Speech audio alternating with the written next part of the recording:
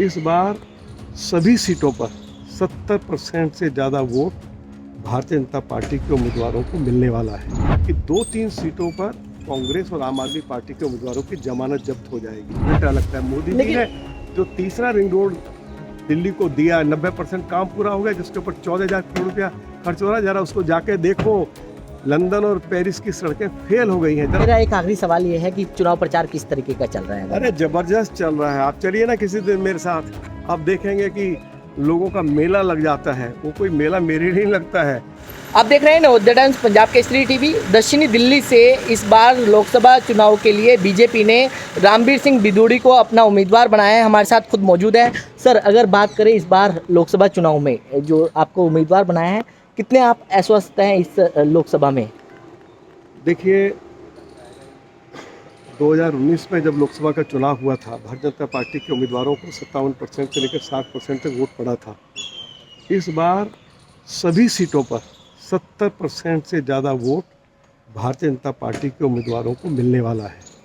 शानदार जीत होगी भारतीय जनता पार्टी के उम्मीदवारों की। और मैं ऐसा महसूस करता हूँ कि 2-3 सीटों पर कांग्रेस और आम आदमी पार्टी के उम्मीदवारों की जमानत जब्त हो जाएगी। लोग कुछ और सुनना ही नहीं चाहते हैं। लोगों के बीच में आप जाइए तो हर व्यक्ति की ज़बान पे एक ही बात होगी कि हम मोदी जी को तीसरी बार देश का प्रधानमंत्री देखना चाहते हैं। और जो उनकी इच्छा है कि 400 से ज़्यादा सीटें उनको मिलें, तो दिल्ली के लोग साथ ही साथ सीटें जिताकर उनकी झोली में डालेंगे और शान के साथ मोदी जी को तीसरी बार देश का प्रधानमंत्री बनाएंगे।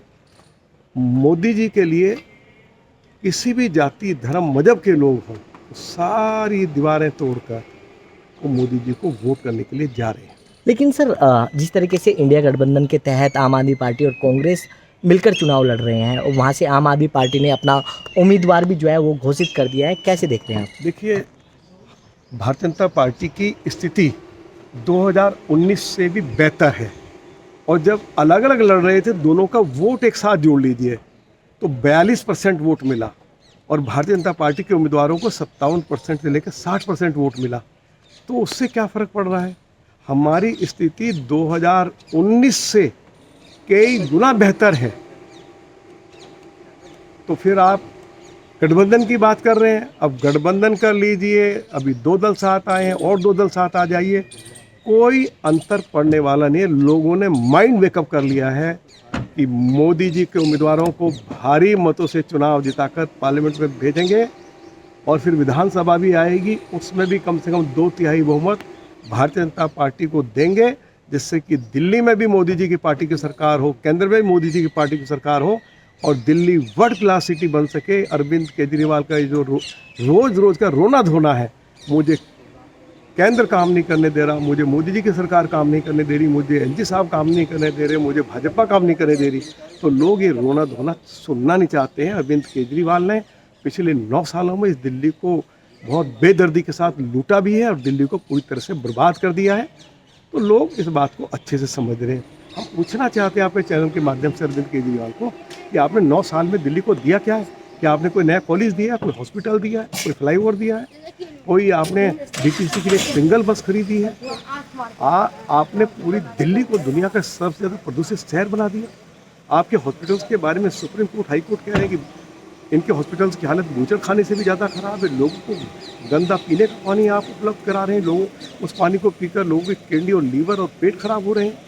तो दिल्ली में विकास के कार्य पूरी तरह से ठप पड़े हुए हैं। हर मोर्चे पर अरविंद केजरीवाल की सरकार विफल रही है और मोदी जी ने जो अनेक तोहफे दिल्ली को दिए हैं, चाहे वो प्रगति मैदान के साथ टनल हो, चाहे शानदार हाईवेज दिए हों। आज हम 40 मिनट में मेरठ पहुंच जाते हैं, 2 घंटे में हम चंडीगढ़, जयपुर और देहरादून पहुंच जाते हैं और अब हम द्वारका से मुंबई 10 घंटे में पहुंच जाएंगे।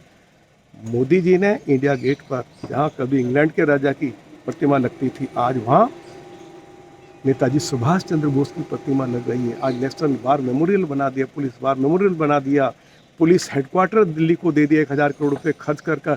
और दिल्ली में कोई अच्छा कन्वेंशन सेंटर नहीं था, 2 world class convention centre Modi ji ने प्रगति मैदान में और द्वारका में दी हैं। एक साथ 25,000 लोग बैठ सकते हैं, वर्ल्ड क्लास कन्वेंशन सेंटर दिए हैं। आज मोदी जी के आशीर्वाद से हम वसंत कुंज से लेके और गुरुग्राम एक्सप्रेस हाईवे तक 6.5 किलोमीटर लंबी टनल बना रहे हैं। दिल्ली के लोग 8 मिनट में गुरुग्राम पहुंच जाएंगे, जहां भी 1.5 घंटा लगता है। मोदी जी लेकिन- ने जो तीसरा रिंग रोड दिल्ली को दिया, 90% काम पूरा हो गया, जिसके ऊपर 14,000 करोड़ रुपया खर्च हो रहा है। जरा उसको जाके देखो, लंदन और पेरिस की सड़कें फेल हो गई हैं। जरा देखो, जिस 26 फ्लाईओवर, 18 अंडरपास, और अरविंद केजरीवाल पिछले 9 सालों में केवल 1 अंडरपास बना पाए आश्रम चौक पर। लेकिन बिदुड़ी साहब, आपने नज़दीक के से विधानसभा चुनाव भी देखा, क्योंकि वहाँ पर भी आपने जीत दर्ज की थी। अब लोकसभा चुनाव, मानते हैं कि दोनों चुनाव जो है अलग अलग होते हैं, क्योंकि विधानसभा में आम आदमी पार्टी ने इतनी भारी बहुमत से जीत हासिल की थी और लोकसभा में बीजेपी के उम्मीदवारों ने। देखिए, इस बार मैंने आपको कहा है कि भारतीय जनता पार्टी के उम्मीदवार पहले से भी ज़्यादा मतों से चुनाव जीतकर पार्लियामेंट में जाएंगे। और मैंने आपको कहा है, लोगों ने मन बना लिया है कि केंद्र में भी मोदी जी तीसरी बार आ रहे हैं और दिल्ली में भी उन्हीं की पार्टी की सरकार बनाएंगे, जिससे कि आपस में दोनों सरकारें तालमेल कर दिल्ली को, जो अरविंद केजरीवाल ने बर्बाद किया है, दिल्ली को वर्ल्ड क्लास सिटी बनाया जा सके। ये दिल्ली के लोगों ने अभी से ठान लिया है। अच्छा, उपराज्यपाल साहब से भी मुलाकात हुई है, क्या बातचीत हुई है इसमें? मैंने उनसे हमारे जो गाँवों के लिए उन्होंने लगभग 1,000 करोड़ रुपये बजट दिया है और गाँवों में जो विकास के कार्य तेज़ी से शुरू हो गए हैं, मैंने गांव के लोगों की ओर से उनका बहुत बहुत धन्यवाद किया है। लगभग 600 किलोमीटर पैदल चल चुके हैं वो दिल्ली के अंदर, जब से वो दिल्ली के लेफ्टिनेंट गवर्नर बने हैं। और दिल्ली का इलेक्टेड चीफ मिनिस्टर आज तक 10 किलोमीटर दिल्ली में पैदल नहीं चले होंगे। ये अंतर है। वो जब देखते हैं कि दिल्ली की सफाई व्यवस्था बहुत ख़राब है, ट्रैफिक व्यवस्था बहुत ख़राब है, तो मौके पर जाकर डायरेक्शन देते हैं, तो उससे दिल्ली के लोगों को बहुत रिलीफ मिलता है। मैंने उपराज्यपाल साहब को दिल्ली वासियों की ओर से जो कुछ वो दिल्ली के डेवलपमेंट के लिए, दिल्ली की बेहतरी के लिए कर रहे हैं, मैंने बहुत बहुत उनको अपनी ओर से, दिल्ली वासियों की ओर से बधाई दी। अच्छा, मेरा एक आखिरी सवाल ये है कि चुनाव प्रचार किस तरीके का चल रहा है? अरे ज़बरदस्त चल रहा है। आप चलिए ना किसी दिन मेरे साथ, आप देखेंगे कि लोगों का मेला लग जाता है। वो कोई मेला मेरे नहीं लगता है।